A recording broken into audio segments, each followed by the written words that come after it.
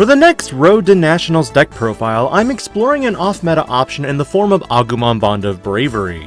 With the special limited set, this set also introduces a new Agumon Bond of Bravery, but rather than being your typical variant that digivolves with the need of Tai Kamiya, we get a new special Blast Box text Digivolution condition and an Ace effect. This deck takes heavily from my wargreymon control build, but there are some new elements that make even an innocent looking Agumon potentially trouble. Per the usual, I discuss some of the key cards to add to the deck, along with the potential combos that can lead you to victory. First up on this video is going to be Agumon Bond of Bravery Ace himself. This new variant of Bond of Bravery has a play cost of 8 and a Digivolution cost of 3. It can also Digivolve from Agumon if you have 2 or fewer security cards for a cost of 3. But what makes this particular card dangerous is that if you have a simple Agumon in play, this means if your opponent attacks and you have 2 or less security, you can blast into Agumon Bond of Bravery Ace without paying its cost. On play and when digivolving, delete any number of your opponent's Digimon whose total DP adds up to equal or less than this Digimon's DP.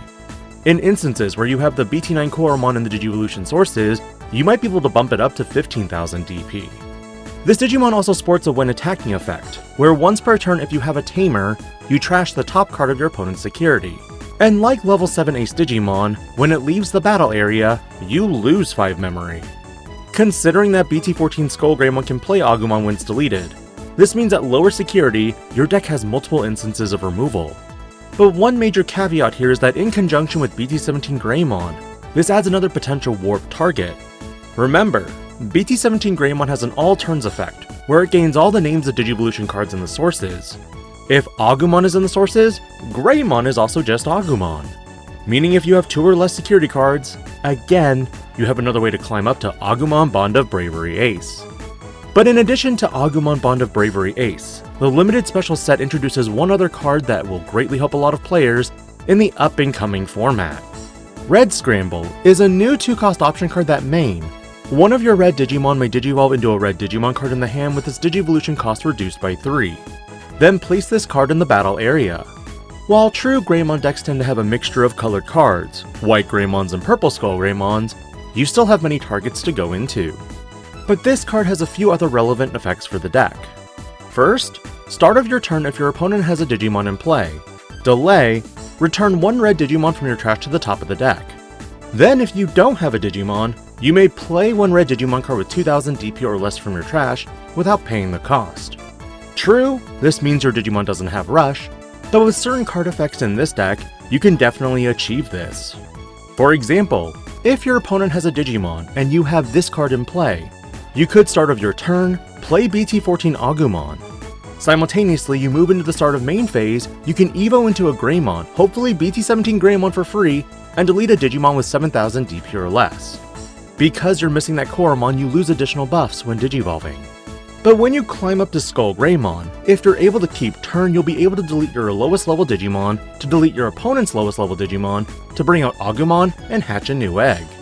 And if your security is low enough, this also means that you could pass turn by going into Agumon Bond of Bravery Ace to effectively clear the board. That aside, this card's security effect simply plays a red Digimon with 2000 DP or less. Convenient considering all Agumons fall in this DP threshold, and surprisingly, even your red floodgates. And while these 2 cards are some of the biggest contributors to the up-and-coming changes I'm proposing for Greymon control decks, what does the deck profile look like? When it comes to level 2s for this deck, you have quite a number of options. BT5 Koromon for the draw power, BT9 Koromon for the extra DP buff, or the BT14 variant for the card draw when you hit security. With how the deck is now, I am honestly leaning more into the DP buffs because with this Koromon and the white Greymon alone, you can get bigger DP thresholds to delete Digimon in play. Since, more protection effects are once per turn, unless your name has Magnamon X in it. The secondary egg of course is BT5 just because your entire line is Greymon, minus Agumon Bond of Bravery Ace. With your level 3s, for the most part you do want to focus on Agumons. Yes, I know this variant of this list runs 2 Agumon X's, but overall their purpose is to find your X antibodies, and of course Greymon Digimon. But the remaining Agumons each have a specific function for the deck. For this particular list, I wanted to use Agumons from BT14 because they can free Evo up into your Greymons for free if you have Tai Kamiya in play. And considering this deck uses red scrambles, you can delay this effect to play out Agumon at the start of your turn, in order then at start of main, free Evo into Greymon before going into skullgreymon. Considering skullgreymon can delete something, you can then free play out an Agumon that now has Rush. The promo variant, while not having this explicit free Evo, does give the same plus 2000 DP buff, meaning you can, in conjunction with BT17 Greymon, delete a Digimon with 7000 DP innately. And that's assuming Taikamiya isn't in play to start of main, give plus 1000 DP and blocker. The last two Agumons are from BT17 for that potential, to return a Digimon with Greymon or Omnimon in its name to your hand at the start of main. Again, a great target to utilize with the red scramble option. You may argue that EX1 Agumon should be run in this particular variant, and to some degree, I'm inclined to agree because it can search for any of your tamers and Agumon named Digimon, Bond of Bravery Ace included. But the downside ultimately for red decks is that you ultimately need to preemptively remove Digimon on board when possible in order to avoid Blast Digivolution. Do I think it's valid to consider this? Yes. But my focus for this is more controlling the overall board before going in for security checks. Greymon-wise, you also have a few options to consider. The focus isn't really the X Antibody engine, so you're really only needing Greymon X for climbing up the chain for cheap. Though with X Antibody you could theoretically protect for skullgreymon's effect.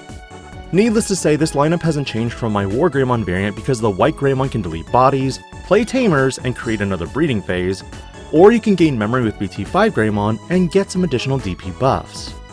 As for BT12, it can play tie if you don't have one in play. Realistically, another variant of Greymon you could use is the EX1 variant to play your ties as well. The only issue is, you have to attack.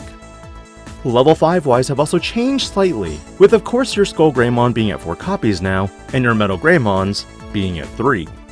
While true you get piercing, the downside to all your inheritables in this deck are they benefit Greymon or Omnimon named Digimon. That being said, with the BT14 skullgreymon, you have ways to potentially promote up a BT14 Agumon, free Evo up into Greymon to delete one Digimon, then Digivolve up into skullgreymon to delete another before you ultimately play back Agumon and rush in with a Warp wargreymon if they have a Digimon with 10,000 DP or more. Value Town is real. On one hand, you could also use the promo skullgreymon instead, which has an on-play when Digivolving effect that deletes 2 of your opponent's Digimon with 5,000 DP or less. And an on-deletion effect you may play 1 purple or red level 3 Digimon from your trash without paying cost. The advantage of this promo skullgreymon is that it is red, meaning it does work in conjunction with Scramble. Because the red Scramble can only Digivolve a red Digimon into another red Digimon, this option fails to Digivolve Agumon to BT17 Greymon and BT17 Greymon into skullgreymon. But I can't deny the deletion effects going up your chain are very powerful. This card also sports an inheritable on deletion. You may play 1 purple or red level 3 Digimon card from your trash without paying cost. To that end, you can accomplish a similar spectrum of playing back Agumons for free from the trash, and in doing so, this can set up the Bond Ace play if your opponent is not careful. But when you get to the level 6s, you'll notice that I took out all the wargreymons from BT17. The main reasoning of course being that the inheritable does nothing now if your top end is Bond of Bravery Ace, and overall doesn't serve a function. Instead, I maxed out on wargreymons from BT14 because these are viable cards to warp off Agumon in case you want to bait your opponent into the Bond Ace play. And because you run X Antibody and can warp into wargreymons, a single wargreymon X can do some hilarious damage as well. When you get to your super top end though, this deck does not run Blitz Omnimon. You can, but I don't. The Bond of Bravery Ace is here to basically finish up the game after 4 checks, assuming your opponent's not recovering. Additionally, because Agumon Bond of Bravery Ace has Agumon in its name, hilariously Taikamiya can buff this card by 1000 DP and also give it blocker. Because of this, the former problem with dealing with Magnamon X has now been fixed, because of Agumon Bond of Bravery Ace. They attack with Magnamon X while you have 2 or less security, you can go into Bond of Bravery Ace, and because of tie, it probably has blocker and plus 1000 DP. Neat, right? Option-wise, Red Scramble again is at 3 copies, because you have some non-red targets. But since it can potentially play out Agumons for free, or warp in other instances for cheaper, it's really nice. Most of all, it could place Agumon Bond of Bravery Ace back to the top of the deck, and because you play out a BT14 Agumon, you can now trigger the start of main phase to go into a white Greymon before drawing that Bond of Bravery Ace that you can Digivolve into. Since you know, Greymon is Agumon. Red Memory Boost assists with the extra memory for your plays and extending them. And of course X Antibody to provide protection with Greymon X and maybe even Warp from Wargreymon to then X Evo into Wargreymon X. Alternatively, because of the Tamer heavy format, you could also forego the Red Memory Boost for Hades Force. And lastly, Tamers in the form of BT12 Tai Kamiya for that plus 1000 DP buff and blocker for your Agumon and Greymon Digimon. And the Redirect Black Tai that gives you plus 2000 DP and card draw.